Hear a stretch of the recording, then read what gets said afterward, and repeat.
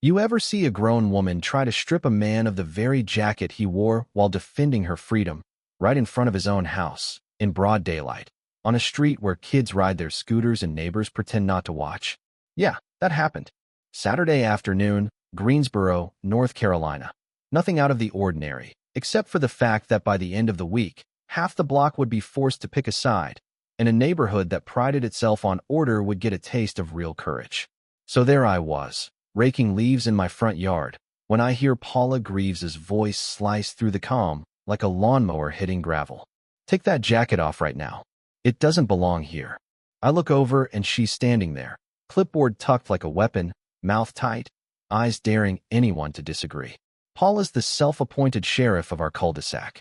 Been here 15 years, runs the HOA like a boot camp, and has the corner lot to prove it.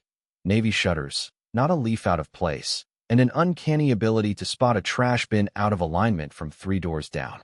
Facing her, in jeans and an old camo jacket, is Andre Kalin. Just moved in with his wife and daughter, 7-year-old Nia, shy as a fawn. Andre doesn't say much, but you can tell by the way he stands he's carried heavier burdens than a paint-chipped mailbox. When Paula barks at him, he barely blinks, just that quiet, unshakable calm. "Excuse me," he says, polite, but you can see the steel behind it. "You heard me," she snaps, loud enough for the neighbors to start peeking from behind hedges. "We don't wear military gear here. We have standards. Kids freeze, mailman lingers. That jacket isn't just a jacket. It's nights in the desert, loss, loyalty, stuff Paula's rulebook can't fathom." Andre, jaw tight, tells her, "Ma'am, I served in the army for years. This is part of who I am. Nothing unsafe about it." Paula won't have it. "Service or not, that's not appropriate for this neighborhood. Take it off." "Let me back up a sec. Paula doesn't just enforce the rules, she is the rules. Banana bread at Christmas, citations in January. People don't cross her, they duck." That day, though, Andre stands his ground. "With all due respect, I wore this jacket in places you'll never see. Friends of mine gave everything so folks could worry about lawns in peace. If this offends you, I'm not sorry." For a beat, Paula falters, but only for a beat. "We'll see what the HOA board says," she snaps, scribbling on her clipboard like she's issuing a warrant. Andre doesn't escalate, just turns and walks back to his porch, his little girl watching. There's this weight in the air, like everyone's realizing it's not just about one man or one jacket anymore. Paula storms off. That should have been the end, but it was only the start. The Kalins were new, craving peace after too many years of moving, too many goodbyes. Andre wanted a home, not another battlefield. But within days, Paula's at their door, once for the trash, next for the grass. His wife Renee handles it with grace, but behind her smile, you can see she's grinding her teeth. "The difference between this place and a base," she says. "You respected your commanding officers. Folks on this block talk plenty, just not out loud. Everyone's got a Paula story. A garden gnome banished, a flag find, a mailbox repainted twice. The problem isn't Paula, not exactly. It's that no one's ever told her no and stuck to it. Until now. That jacket moment gets under Andre's skin more than he'd like to admit. At home, Renee tries to soothe him. She needs control because her life spun out years ago. "Let it go," she says. But Andre can't. "It's not about her," he tells her. "It's what it means when someone like her tries to strip away who I am." He's not looking for a fight, but he's not going to run, either. A few days later, Paula makes it official, files a 3-page complaint to the board, referencing obscure HOA rules like she's quoting scripture. By the next morning, every house has a copy in the mailbox. Renee reads it at the table, her voice trembling. "She's painting you as a threat. Says you make families feel unsafe." Andre's jaw tightens. This isn't just nitpicking anymore. It's character assassination. When Andre steps outside the next day, trash bin in hand, the whole block is watching. Paula pounces. "You've read the complaint? Your clothing violates community guidelines." Andre keeps it calm. He's been in hotter seats. "It's my jacket. I wore it defending this country. If that bothers you, that's your problem." Harvey, the old-timer down the block, finally pipes up. "It's just a jacket, Paula. He's not out here with a rifle." Paula throws back. "If you don't care about your property value, that's on you." "I do." Andre doesn't shout. He just looks at her and says, "You talk about pride. but you don't understand mine. I wore this while defending your right to complain. A hush falls, and for a moment, it's like the whole street is holding its breath.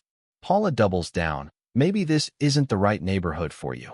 And storms off, but something shifted. Neighbors are whispering. Some start to wonder, out loud, if maybe she's gone too far. But this isn't over, because outside this cul-de-sac, Andre's story is spreading. See, a neighbor's son clips a bit of the HOA meeting on his phone, shares it with his friends, and it goes viral in the local veteran groups. That's how Caleb Drummond, Andre's old squad leader, finds out. He calls Andre. You got a war in your own neighborhood and didn't tell me? The next weekend, Caleb's at Andre's door, flanked by Jonas and Marquezine, battle buddies, all of them. They're not here for a fight, just to show Andre he's not standing alone. Paula doesn't know what to do when she sees them. 3 veterans, calm, grounded, making it clear with their presence that this is bigger than one HOA rule. They walk the block with Andre, not in formation, just as friends. Paula tries to hold her ground, but when Marquezine looks her dead in the eye and says, respect goes both ways. You benefit from what this jacket means every single day. Paula wilts a little. Not much, but enough for everyone to see. What happens next is something you have to feel to believe. Neighbors start nodding to Andre in the morning. A few actually cross the street to chat. Janet from 2 doors down brings cookies and says, most of us have been too scared to push back. When you stood up, you gave us courage. The Kalins are still new, but suddenly, people are inviting them in, sharing stories about how Paula once fined them for a non-regulation bird feeder. Meanwhile, Paula's armor is cracking. The board members question her motives. Are you sure this isn't personal? One asks at a meeting. For once, she doesn't have the room behind her. At the next community gathering, Janet raises her hand. We need to talk about leadership. It's time we have a board that serves the community, not controls it. Murmurs ripple. Andre stands up, not to gloat, just to be heard. We moved here for peace. I'm not asking for special treatment. Just respect. Applause breaks out, quiet at first, then growing. For the first time, Paula is outnumbered. That should be the end, right? But power never goes quietly. Paula hosts a private board session, tries to rally her allies, but even her closest supporters start to waver. One by one, people stop answering her emails. Harvey, pruning his hedges, barely nods when she walks by. Paula becomes a ghost of the authority she once wielded. The clipboard, once a weapon, now looks like a shield she hides behind. Then, one quiet evening, Paula crosses the street and knocks on Andre's door. Renee answers. Andre joins her on the porch, arms folded, wary. Paula clears her throat. I wanted to say, I may have been wrong about the jacket. About a lot of things. I let rules get in the way of respect. Andre just studies her, then says, you've got a chance to be more than the clipboard, Paula. Take it. She nods, not meeting his eyes, and retreats. That's not some Hollywood happy ending, but it's something. Maybe the start of healing. Later that night, Andre sits with Renee on the porch swing, watching Nia chase fireflies across the yard. Funny, he says. All this started with a jacket. Renee leans against him. No, it started when you showed people what standing your ground looks like.